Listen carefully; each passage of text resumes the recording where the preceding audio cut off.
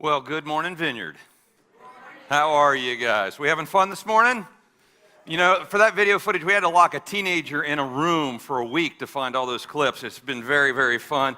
We're in a series called As Long as Nobody Gets Hurt, and really this is the American ethos or the American ethic. This is what we say. I can do what I want, when I want, with whoever I want. You can't tell me what to do, and it's all okay as long as nobody gets hurt, right? But as we talked about last week, somebody always gets hurt, right? Even if that somebody is you. And you are somebody. Did you know that? Turn to your neighbor and tell them they're somebody. They might not be aware of that. Yeah. All right. Yep.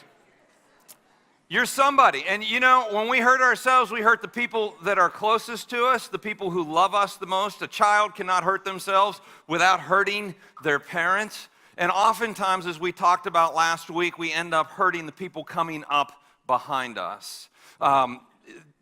There's something I know about you. It's not that I have a prophetic gift or anything. I just know this about you.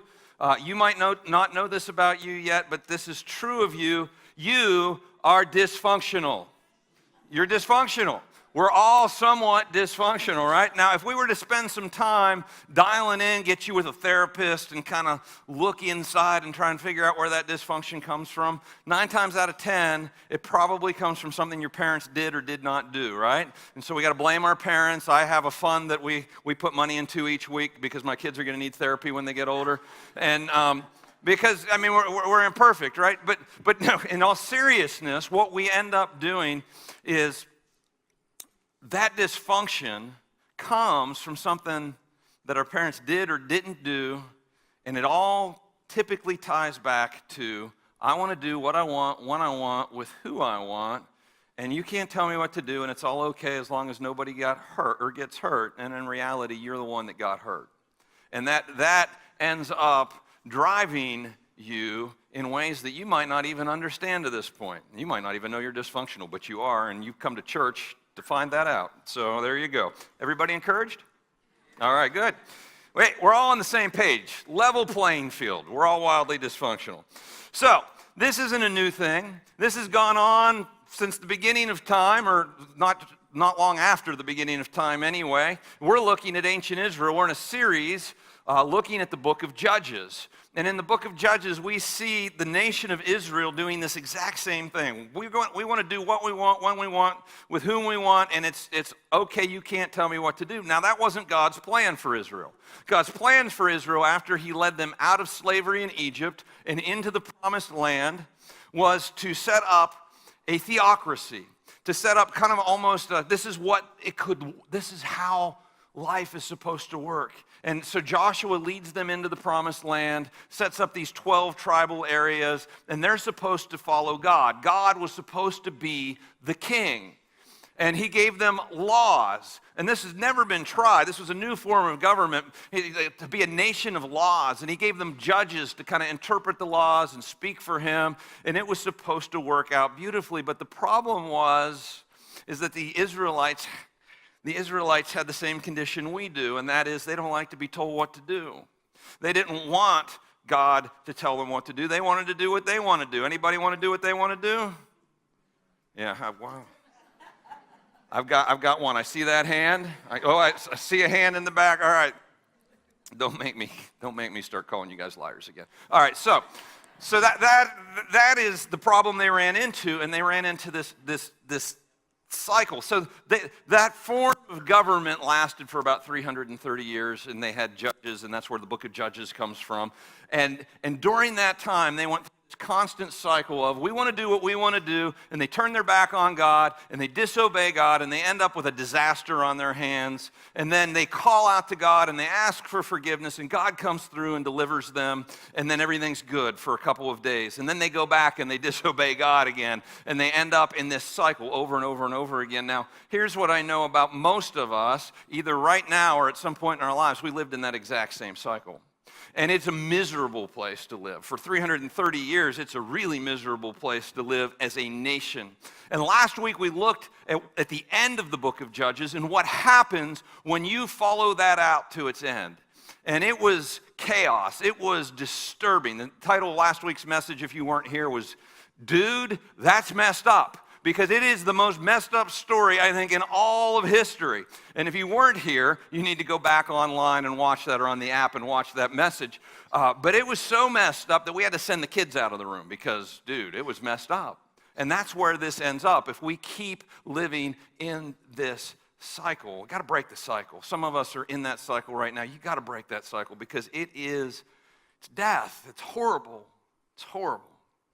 All right, so anyway, the book of Judges ends with this verse. It says, in those days, there was no king in Israel because they didn't have a king. They had this commonwealth. Everyone did what was right in his own eyes.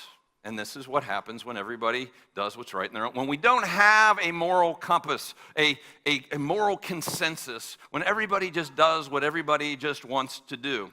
Does this sound familiar? Does anybody know of any other cultures in history that run this way? Oh, ours. Yeah, right. Okay, so it doesn't end well. All right. But the book of Judges begins very differently. It begins at the end of Joshua's life. Now, Joshua took the reins of leadership after Moses and led the people of Israel into the promised land. And so God gave Joshua, he loved God, he worshiped God, and God gave Joshua incredible victory. I mean, the Battle of Jericho when the walls came tumbling down. Everybody want to sing that song together? Nah, let's not do that. But it was miraculous, and God gave them victory over their enemies and gave them the land that he had promised them, 500 years before, 400 plus years before. And God was with them, and they saw that God was with them. And Joshua was leading them, to follow God, and things were really good. Well, at the end of Joshua's life, he gathers the nation together, and he's like, I'm almost gone, guys. And I want to make sure you head off in the right direction. And this is what Joshua says in Joshua 24.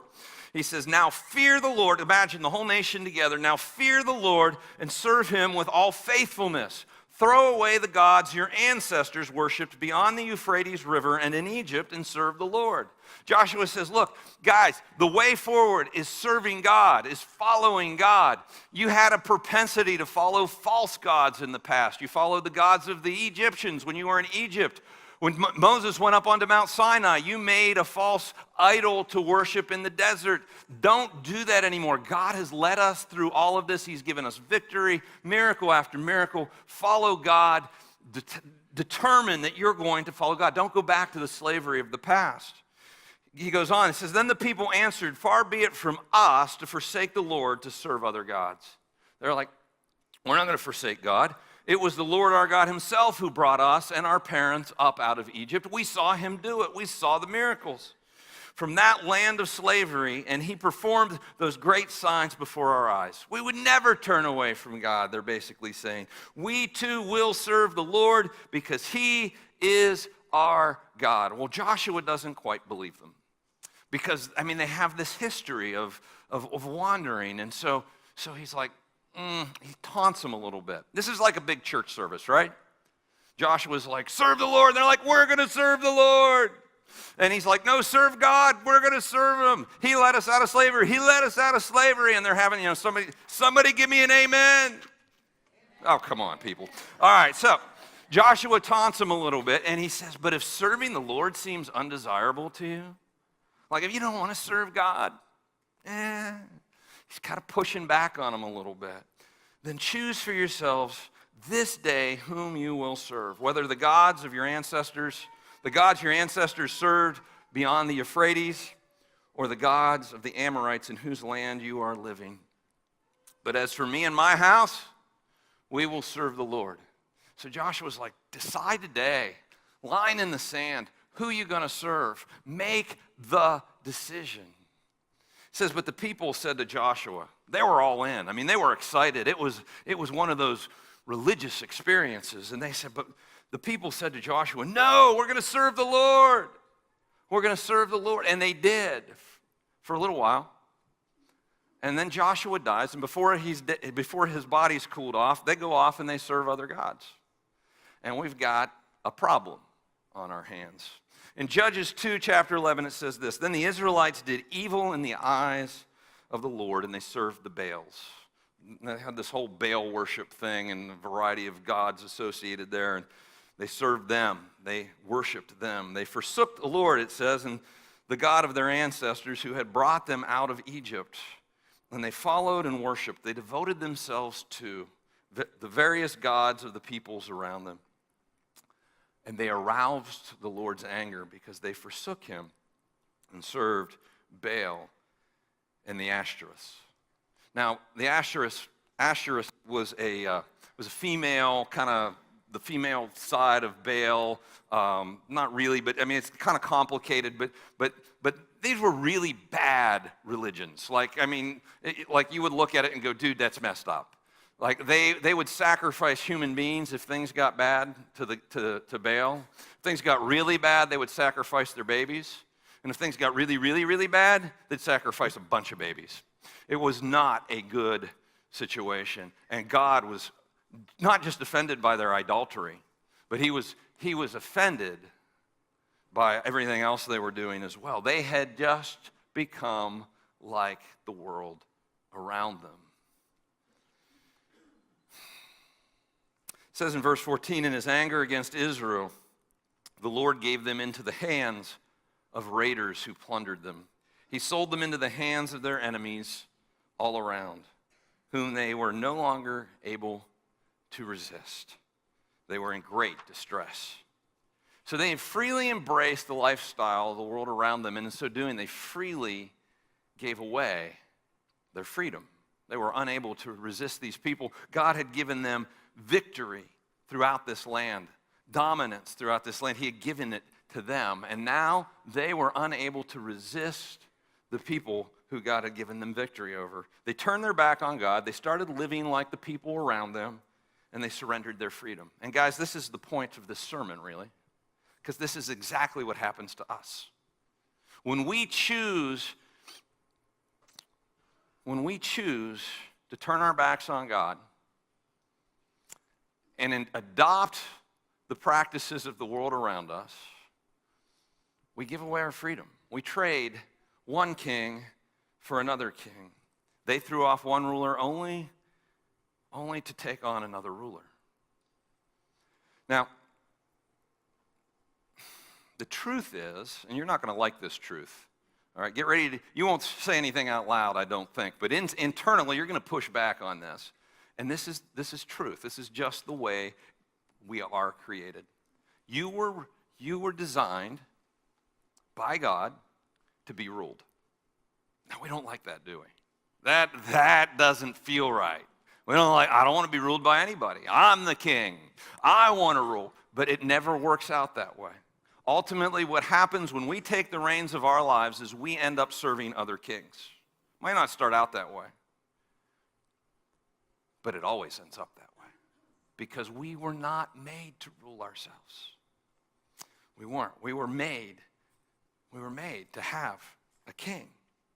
And God, our creator king, the one who loves us, the one who designed you with a purpose and a plan and a future, who wants to bless you and has your best interest in mind, we will either choose to serve him or we will choose to serve lesser kings who are merciless and will steal from you your freedom and your very life, anything that matters to you. But when we choose to turn our backs on God, it's never us that ultimately ends up being the king. It's something else, whether it be an appetite that turns into a frustration because appetites, when you feed them, become insatiable and ultimately turn into addictions that rule our lives. Or a relationship that you should have never gotten into and now you can't get out of and you're trapped and it's ruling you. Or if it's a family history. So often people say, I'll never do what my parents did. I'll never do what my mother did. I'll never treat my kids that way. I'll never behave like my father did. We're going to do it differently. But I'm telling you, the moment you turn your back on God, you will repeat that history. Because that history backs right up to I want to do what I want, when I want, with who I want. And it will come home to roost in your family as well. But there's a way to break that. There certainly is. There's a God who knows a different way to live. There's a God that if you make him king in your life, he will bring a whole different thing to your world. But you get to choose. Who gets to rule? Who gets to be in charge? Is it you? Because it's not going to work out well if it is. Because it's not going to end there. It will end up being some other little king. The Israelites said, I want to do what I want, when I want, with who I want. You can't tell me what to do. And they ended up following the world around them. They ended up following and becoming like the culture around them. They ended up doing what everybody else was doing. And in so doing, they traded away their freedom. Freedom feels pretty good, doesn't it? I think God wired into us a need for freedom. But we can lose our freedom real quickly. They surrendered their freedom. They lost their freedom to choose. And it says they were no longer able to resist. Anybody ever been there? Can't resist this anymore. It's bigger than I am. They traded one king for another. So when you say no to God, you trade one king for another. But the other king is a merciless, small, tyrannical king. And when you throw off your moral and religious and ethical restraints, you surrender to the rule of the little kings of this world, whether they be appetite or insecurity or fear or lust or greed or consumption or family history, and need I go on. They end up ruling our lives. And guys, we know this to be true from experience, don't we? We do. The little kings, the little created kings, tempt you, though. They're awfully attractive, aren't they? Like it seems like, hey, this feels good. This feels free for a little while. This seems right to me in my own eyes. And ultimately, they lead us to a place where we say to God, I won't give that up. God, I want to follow you, but I'm not going to give up this relationship. God, I want to follow you, but I'm not going to give up this thing over here that I just really enjoy. And God, I won't leads to God, I can't. And then we want to go back to the way things were with God, and it's so hard, isn't it, when the little kings have their hooks in our hearts. Because the little kings, they don't love you, not even a little bit. You ever wonder why it's easier to say no to God and yes to the little kings? Anybody? Why is it easier to say no to the God of the universe who loves us than it is to say no to the little things in our lives that we put in the place of God? Am I the only one that's ever wondered that? Why is it easier to say no to God and yes to a destructive habit? Why is it easier to say no to God and yes to a relationship on the side? Why is it easier to say no to God and yes to, God, I'm going to college for the next 4 years, and I'll see you in about 4 years maybe, you know? Why is it, but hopefully I'll remember most of it. But why is that easier? Why is it easier to walk away from God and say, God, I'm going to say no to you right now, and I'm going to say yes to moving in with my girlfriend or my boyfriend because we need to figure out whether we're sexually compatible or not. Well, newsflash for you. If you have the right body parts, you're sexually compatible. All right? And you don't need to do that. And here's the other thing. And this is just research backing up God. All right? Imagine that. Couples who live together before they're married have an astronomically higher divorce rate than couples who don't. Turns out God knows what he's talking about. He does. He totally does. Why is it so much easier to say no to God? And yes, to the little kings in our lives, the things that we put in place of God. Think about that. And the reason it is because God is merciful. God doesn't force us to do it his way. God wants us to choose him. See, God made you to love you and to be in a relationship with you. He could have made you a robot, but he didn't want to. He wanted you to choose to love him back, to choose to follow him, to choose him as king in your life. Because if you had no say in it, it wouldn't be love at all, would it? And so he allows us to walk. We can just walk away freely. But the little kings, they're awfully tempting. Everybody else is doing it. It feels good. Makes me feel free, at least for a little while. But it never ends well. Because the little kings, they don't love you. They will control you. They will steal, kill, and destroy everything that matters to you over time. Because that is what they do. You know, there's a principle here that it's one of those counterintuitive truths about God. So much of what Jesus taught was counterintuitive, wasn't it? But it works, and it's real, and it's true. This is one of those. Maximum freedom is found under the authority of God. Maximum freedom, if you want to be free, freedom feels good, right? If you want to be free, maximum freedom is found under God's authority. Nicky Gumbel, the guy who teaches the Alpha course, tells this story about one day when he took his son to a soccer game, a youth soccer game, and the referee and the coach didn't show up. And so they show up, and it's Nicky Gumbel and his son, and then all these moms. So they all look at him like, do something, like put together a soccer game. Well, he didn't know anything about soccer, so he stands up, and he's like, okay, you kids over here, you kids over here. He didn't put out any boundaries, didn't put up the goals or anything, didn't know what the penalties were or how to call them, and so just like play soccer.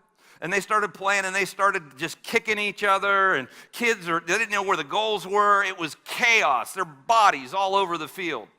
And so kids were not having very much fun. In fact, they were getting injured in the process. Well, the referee shows up, blows the whistle, puts out the lines, puts the goals in place, goes out, starts calling the penalties, and the kids have a blast. They are maximum freedom to play soccer within the boundaries that soccer is supposed to be played in. Without any boundaries, it's chaos and it's pain. And the same thing is true with following God. God knows the boundaries. He invented the game. He knows where freedom is, and it's found within the constraints and the boundaries that he sets out for us in his word. If you want maximum freedom, follow God. It might feel free for a little while to have the affair on the side. You might feel free for a little while to start using some drug or drinking or whatever else, but ultimately it will imprison you. The freedom you're looking for, the life you're looking for, is found under the authority of God. It's never found serving the little kings, is it? Well, this period of the Israelite history ends like this. In Judges 3:8, it says, the anger of the Lord burned against Israel so that he sold them into the hands of Cushan Rishathaim. That's easy for you to say. Of Aram and Naharaim, to whom the Israelites were subject for 8 years. It was like God was saying, look, you don't want me as your king? Well, you can try this guy out for a little while. He's a little king. And he oppressed them, and they suffered for 8 years. They suffered at the hands of this little king. He took their freedom. He stole their freedom. And after 8 years of suffering, they throw up their hands, and they say maybe what many of us need to say today. Oh God, I've done it my way. Oh God, I did what I wanted to do when I wanted to do it, with whom I wanted to do it, and now I am enslaved to a little king. God, I turned my back on you and went my own way, and I have suffered for it, and I am sorry, and I want to come home. Can we go back to the way things were? And for some of us, it might be going back to the way things never have been, because nobody ever told you that God is waiting with open arms for you to come home. He's waiting for you to declare, my way hasn't worked, and I need forgiveness, and I need deliverance, and I need restoration. And maybe you've never called out to him in that way before. Many of us have. And just like the Israelites, we've gone off and done our own thing again. And we're in a cycle of disobedience, disaster, and deliverance. But for some of us, we've never called out to God. And you need to do that today. Because the freedom that you're looking for, the life that you want, isn't found in following what you think. See, we can think all kinds of things and be absolutely wrong. It's found in following God and living under his authority. So the question is, today, are you willing to throw up your hands and say, God, help! God, I've got this little king over here. God, this isn't working. And coming back to him and making him the king of every area of your life. Many of us need to do that today. And you know what God did for the people of Israel when they cried out to him? He delivered them. He said yes, because that's what God does. He's a merciful God. And he said, you're still my people. Even after all that mess, even after all those mistakes, even after doing the things that you think are unforgivable, you're still my people. And that's what he says to us today. You're still my child. You're still my child. I still love you. Let's get back on track. Because God is a merciful God. And because he came to set you free. You see, God understood that the penalty for all these decisions to turn away from him and follow these other little kings was death. And he knew that you couldn't survive it, so he sent his only son to come and pay that penalty on a Roman cross 2,000 years ago. The wages of sin is death. And God loved you and loves you so much that he was not willing to make you pay a penalty you couldn't survive. He came and he paid it himself, and he waits with open arms for you to come home.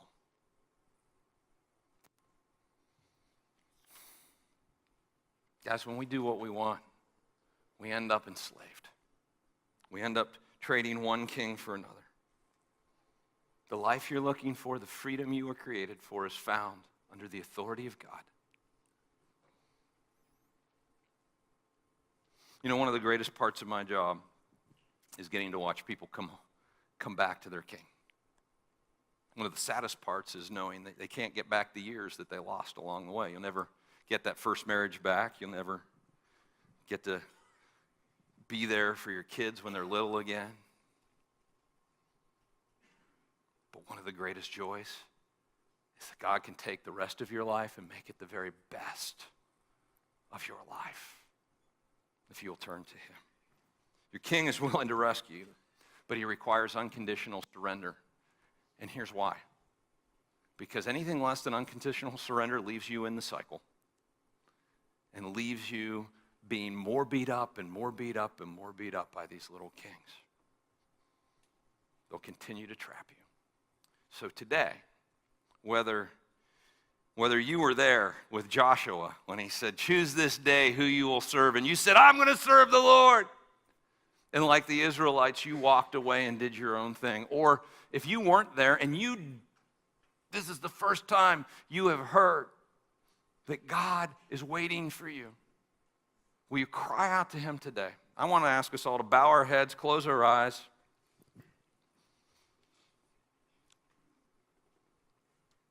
And let's just do business with God.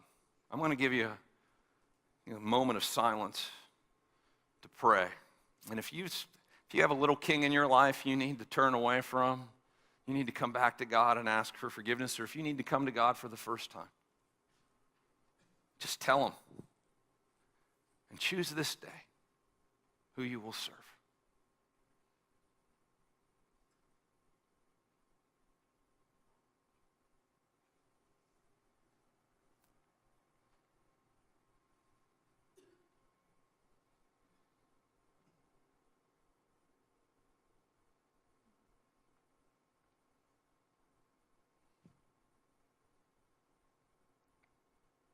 Lord, I just bless what's going on right now in this moment. And I ask, Lord, that you would indeed rescue us from the cycle. God, where people are stuck, where people are addicted, where people are just can't seem to break the cycle. Would you bring freedom? God, make us a people who live differently from the world around us in an awesome way, who have life and light in our eyes and freedom in our hearts and peace and joy that comes only from you. God, we cry out to you. Rescue us. Because we can't rescue ourselves. In Jesus' name, amen.